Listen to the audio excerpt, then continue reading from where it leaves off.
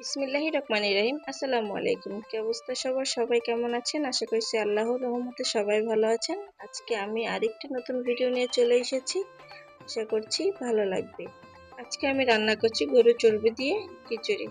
এখানে প্রথমে আমি তেল দিয়ে নিয়েছি। তেলের ভিতরে কিছু গোটা গরম মশলা, পেঁয়াজ কুচি এবং কাঁচামরিচ দিয়ে নিয়েছি। এগুলো একটু ভালো করে ভেজে একটু পানি দিয়ে নিচ্ছি। এবার একে একে অ্যাড করে দিচ্ছি বাটা মশলা, আদা বাটা, রসুন বাটা এবং জিরা বাটা। এগুলো একটু আমি ভালো করে কষিয়ে নিব যেন কাঁচা গন্ধটা চলে যায়। এবার আমি একে একে বাকি মশলাগুলো অ্যাড করে দিব। স্বাদ মতো লবণ, স্বাদ মতো মরিচের গুঁড়া, হলুদের গুঁড়া, ধনিয়া গুঁড়া। এবার এগুলো ভালো করে একটু কষিয়ে নিব। এগুলো কষানো হয়ে গেলে এবার পরিষ্কার করে ধুয়ে রাখা যে চর্বিগুলো সেগুলো আমি দিয়ে দিচ্ছি। চর্বিগুলো একটু ভালো করে কষিয়ে নিব। এখানে আমি নিয়েছি যে চর্বিগুলো, এই চর্বিগুলো একেবারে গলে যায় না, যে চর্বিগুলো আছে যে গলে না সেই চর্বিগুলো আমি এখানে নিয়েছি। তো চর্বিগুলো কষানো হয়ে গেলে এখানে আমি অ্যাড করে দিব আলুগুলো দিয়ে একটু ভালো করে কষাবো। তো এই ফাঁকে আমি একটু বলে নিচ্ছি, আমরা যারা এই প্ল্যাটফর্মে নতুন কাজ করছি আশা করছি সবাই সবাইকে সাপোর্ট করবো, সবাই সবাইকে ভালোবাসা দিব, তাহলেই ভালোবাসা পাবো, সাপোর্ট পাবো। ইনশাল্লাহ সবাই এগিয়ে যাব। আলুটা হালকা সেদ্ধ হয়ে এসেছে, এবার ধুয়ে রাখা ডালগুলো দিয়ে আরেকটু কষিয়ে নেব।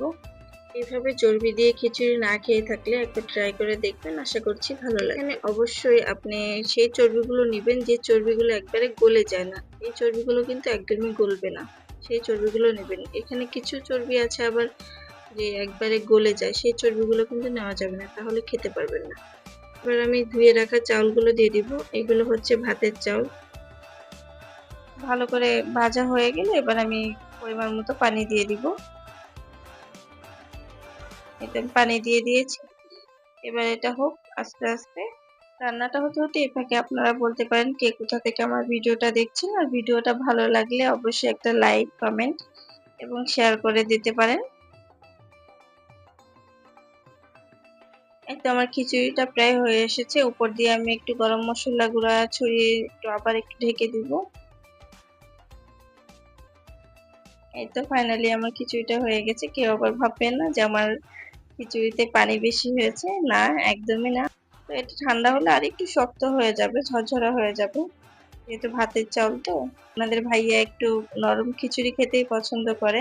একটু ডাল বেশি দিয়ে, মসুরির ডালটা বা মুগ ডাল একটু বেশি করে দিয়ে এভাবে মাখো মাখো করে খিচুড়ি রান্না করে দিলে সে খুব বেশি পছন্দ করে। এমনিতে তার খিচুড়ি বেশি পছন্দ, এর জন্য ওইভাবে রান্না করা। আজকের ভিডিওটা এই পর্যন্তই। সবাই ভালো থাকবেন, সুস্থ থাকবেন। আল্লাহ হাফেজ সবাইকে।